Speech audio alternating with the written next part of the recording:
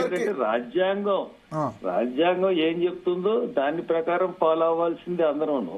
రాజ్యాంగానికి వ్యతిరేకంగా సుప్రీంకోర్టు వెళ్ళింది కాబట్టే ఇంత చిక్కులు వస్తున్నాయి. రాజ్యాంగానికి వ్యతిరేకంగా సుప్రీంకోర్టు వెళ్ళడానికి సుప్రీంకోర్టుకి అధికారం లేదు. 341 ఆర్టికల్ మొన్న ఏదో కులాన్ని మార్చారు, కులాన్ని కలిపి. రాజ్యాంగానికి వ్యతిరేకంగా సుప్రీంకోర్టు వెళ్ళింది అనడానికి అంటే మనం అట్లా ఎట్లా చెప్తాం? 341 చట్టం 341 ఆర్టికల్ ప్రకారం ఎట్టి పరిస్థితుల్లోనూ ఈ షెడ్యూల్ కులాలని టచ్ చేసే అధికారం ఎవరికీ లేదు.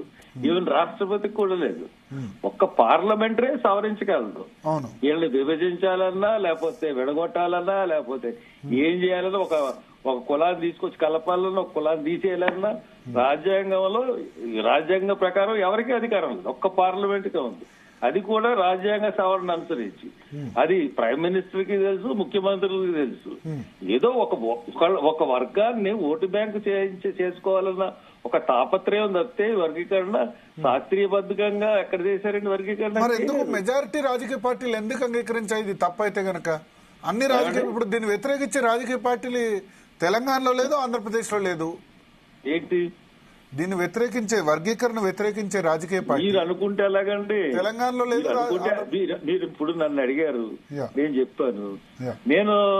నేను చెప్పింది మీకు అది కాదు అని అనుకుంటే మీకు ఎలాగా అవుతుంది? నేను కాదనట్లేదు.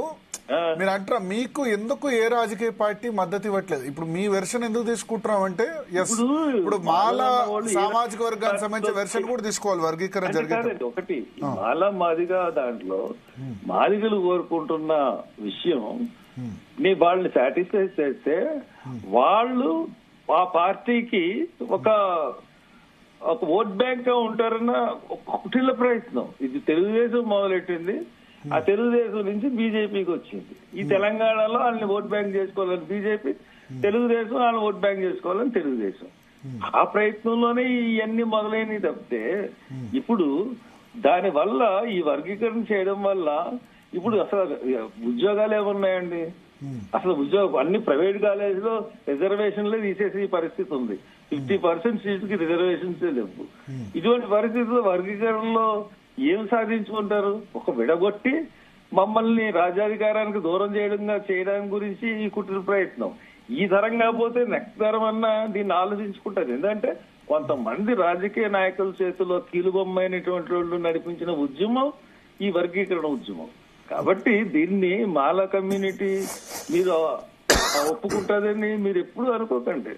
దీనికి డెఫినెట్ గా చేయాల్సిన పనులు చేయాల్సిన పరిస్థితులు ఉంటాయి.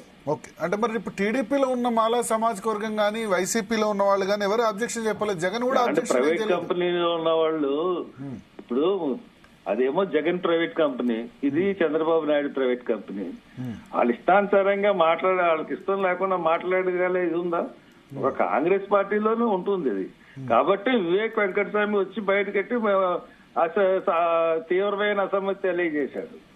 కాబట్టి ఆయన చేశాడు, అలా ఎమ్మెల్యే చేశాడు. మాట్లాడడానికి పార్టీ వాళ్ళ అధికారంలో ఉన్న పార్టీ చేస్తా ఉంటుంటే అసెంబ్లీలో మాట్లాడాడు కదా. మీరు చేసిన విధానం తప్పని చెప్పాడు కదా. ఆయన చెప్పకుండా ఏం లేదు కదా. అసెంబ్లీ చర్చలో పాల్గొన్నాడు కదా. దీనికి ఇది కాదని చెప్పాడు కదా. కాబట్టి మెజారిటీ బట్టి డిసైడ్ చేసేసి పార్టీలు బట్టి డిసైడ్ చేసేస్తే కింద మూలాలు ఎవరు ఉన్నారో వాళ్ళందరూ ఒప్పుకున్నట్టు కాదండి. We are dead against the categorization. ఎందుకంటే దీనివల్ల ప్రయోజనం లేదు.